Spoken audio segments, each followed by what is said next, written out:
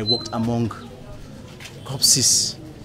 It's terrible saying today 1, 2, 3 cups out, 4 cups out. To see myself out, I'm very excited. I'm very happy. Al-Hassan Kemokai is released from Kenema Government Hospital in Sierra Leone. His body now free from Ebola. He is one of very few patients to have recovered completely from a virus that is widely regarded as a death sentence. At this poorly resourced Ebola treatment unit in the east of the country, they're struggling to contain an outbreak that has spread relentlessly across West Africa. At least 1,300 people have died from the virus in this outbreak alone, including a large percentage of the health workers tasked with caring for the sick. The Ebola virus is transmitted by direct contact with the blood, body fluids and tissues of infected people.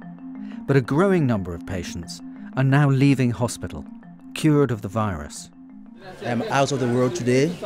I have been admitted for the past 11 to 12 days in the Ebola ward, and today I'm very excited when I'm out today. I'm seeing myself as a free man. Al-Hassan contracted Ebola as he cared for his mother in the last hours of her life. He held her hand and touched her face, not realizing she was infected with the virus. Mommy died on the 19th, so I was observing myself 19, 20. On the 28th, I started getting fever within myself. I told my wife and children that do not come near me, please.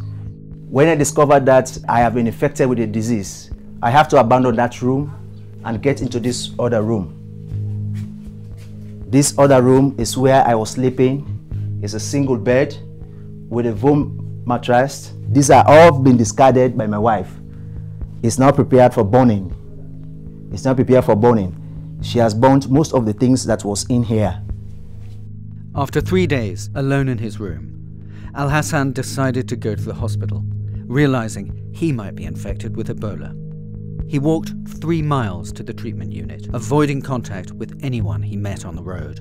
When I was moving, everybody were looking at me, and I was very sad when I was going. I was shivering. I was actually carrying diarrhea. After every 10, 15 to 20 minutes, I have to go to toilet. I use this pathway to go to the hospital. This is the bush way. Al-Hassan remained in isolation at Kenema Government Hospital for the next 12 days. During this time, his brother and sister were admitted. They had also been caring for their infected mother. I felt that I was in the other world, that the nurses are indeed angels. That the 2 books, the Bible and the Quran, was describing that when you died, people will come and judge you. The angels will come and judge you. We were seeing the nurses. You hardly to identify them. Each time I see them, I thought they are just angels coming to question me. During this outbreak, around 30% of people who have become infected with Ebola are now recovering, with no cure or vaccine. It's not fully understood why some people survive and others die.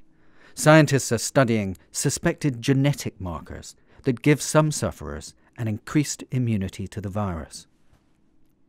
Sister in charge, Nancy Writebol, oversees all cases that come through the hospital.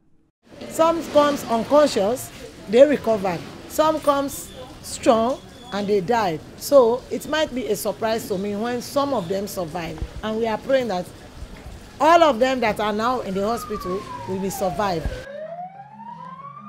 Al-Hassan, along with his brother and sister, have been discharged from the hospital and are now in full health.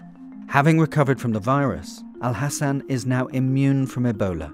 He no longer poses a threat to his loved ones. Initially, when I had the disease, I have to scare my entire family. I don't even hold him this way. And now when I'm out of the hospital, I play with my entire family now. I play with Misa, and we are now playing together. We do eat together, we do everything together.